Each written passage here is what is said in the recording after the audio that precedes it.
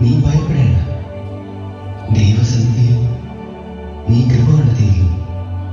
നീ ഗർഭം ധരിച്ച് ഒരു പുത്രനെ പ്രസവിക്കും. അവന് യേശു എന്ന് പേരിടണം. അവൻ വലിയവനായിരിക്കും, അത്യുന്നതന്റെ പുത്രൻ എന്ന് വിളിക്കപ്പെടും. അവന്റെ പിതാവായ ദാവീദിന്റെ സിംഹാസനം ദൈവമായ കർത്താവ് അവന് നൽകും.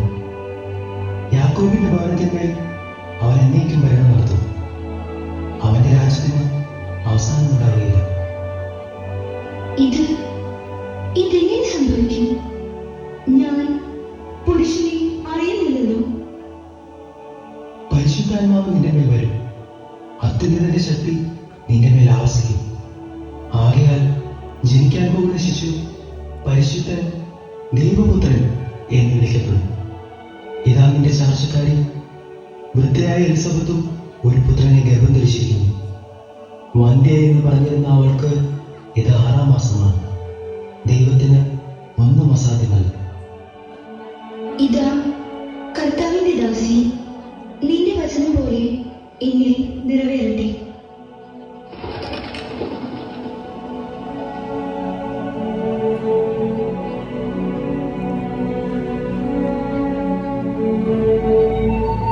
മകളെ, നീ സമാധാനമായിരിക്കുക. ദൈവത്തിന്റെ ഇഷ്ടം പോലെ നടക്കട്ടെ. അമ്മേ, എലിസബത്ത് ഗർഭിണിയായിരിക്കുന്നു. ഞാൻ അവിടെ ചെന്ന് എന്റെ സന്തോഷം പങ്കുവെക്കട്ടെ. ദൈവത്തിന് സ്തുതി. നീ ഉടൻ തന്നെ അവിടെ ചെന്ന് അവളെ പരിചരിക്കുക. എന്റെ അന്വേഷണം എലിസബത്തിനെ അറിയിക്കുക.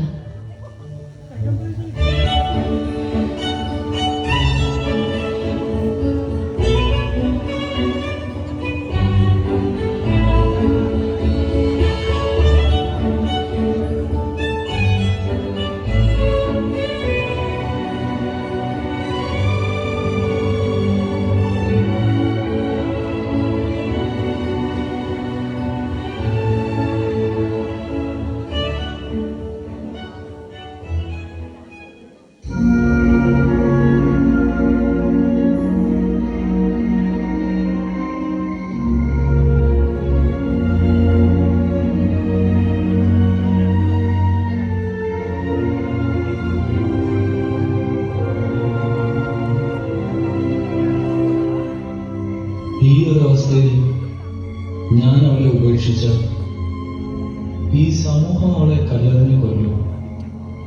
പക്ഷേ മറ്റൊരു ശിശുവിനെ ഉദരത്തിൽ വഹിച്ചിരിക്കുന്നവളെ സ്വീകരിക്കുന്നതും ഉചിതമല്ല. രഹസ്യമായി ഉപേക്ഷിക്കുന്നതാവും നല്ലത്.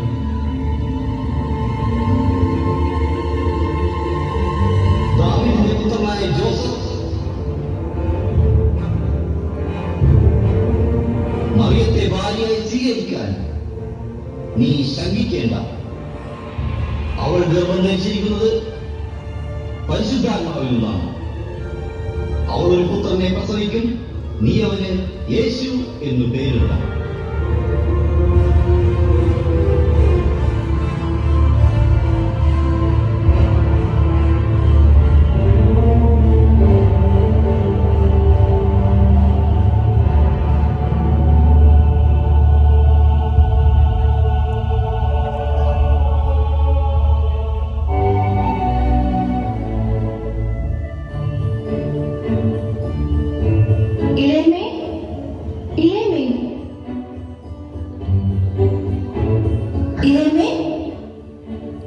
മറിയം, ദൈവത്തിന്റെ സന്ദേശം ലഭിച്ച ഭാഗ്യവതി. മറ്റെല്ലാ സ്ത്രീകളെക്കാൾ ദൈവാനുഗ്രഹം ലഭിച്ചവളാണ് നീ.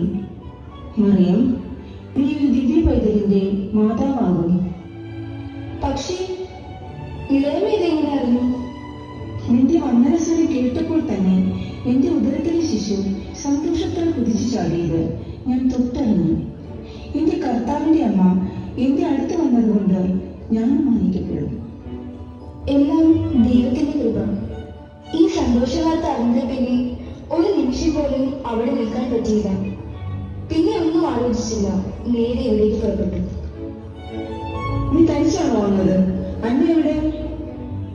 ഇതറിഞ്ഞതിൽ പിന്നെ അമ്മയും വളരെ സന്തോഷത്തിലാണ്. പക്ഷേ ഈ കുന്നുമലയും കയറിയുള്ള യാത്രയൊന്നും അമ്മയ്ക്ക് പറ്റില്ലല്ലോ. ദാ എന്തൊക്കെയോ തന്നു വിട്ടിട്ടുണ്ട്. അത് മാത്രമല്ല, ഞാൻ ഇനി കുറച്ചു നാൾ കഴിഞ്ഞ് മടങ്ങി പോകുന്നുള്ളൂ. എന്റെ കർത്താവിന്റെ അമ്മ എന്നെ പരിചരിക്കാനോ? അത് ഇത് വിശ്രമിക്കേണ്ട സമയമല്ലേ? ഇളയമ്മയെ പരിചരിക്കുവാൻ ഞാൻ കടപ്പെട്ടവളാണ്. വരൂ.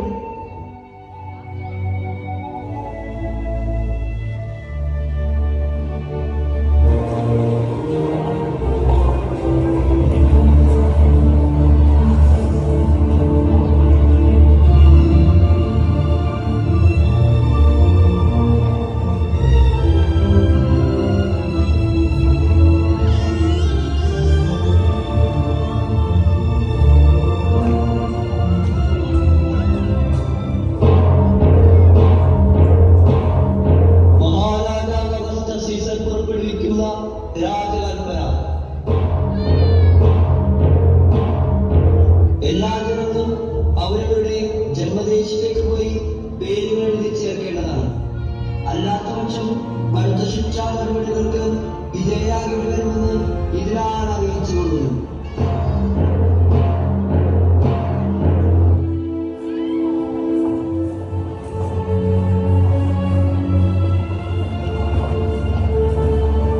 ബത്ലഹേമിലേക്ക് ഇവിടെ നിന്ന് ഒരുപാട് ദൂരമുണ്ട്. ഗർഭിണിയായ നിന്നെ കൂട്ടി അത്ര ദൂരം സഞ്ചരിക്കുന്നത് ഉചിതമല്ല. പേരെഴുതി ചേർക്കപ്പെടണമെന്നത് രാജകൽപ്പനയാണ്. അതനുസരിക്കുവാൻ നമ്മൾ ബാധ്യസ്ഥരാണ്. രാജകൽപ്പനയാണ്, അതെനിക്കും അറിയാം. പക്ഷേ ശിശുവിന്റെ കാര്യം അത് നമ്മൾ ശ്രദ്ധിക്കേണ്ടതല്ലേ? ഇത് ദൈവനിശ്ചയമാണ്. ശിശുവിനെ ദൈവം കാത്തുകൊള്ളും. വരൂ, നമുക്ക് യാത്ര പുറപ്പെടാം.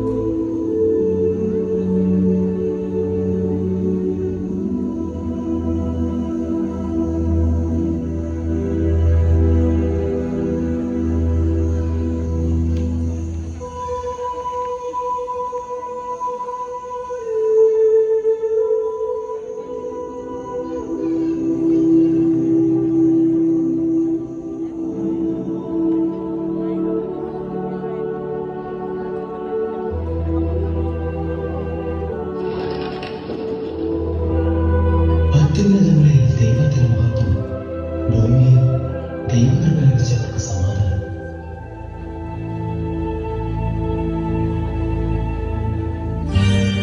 യഹൂദിയായിലെ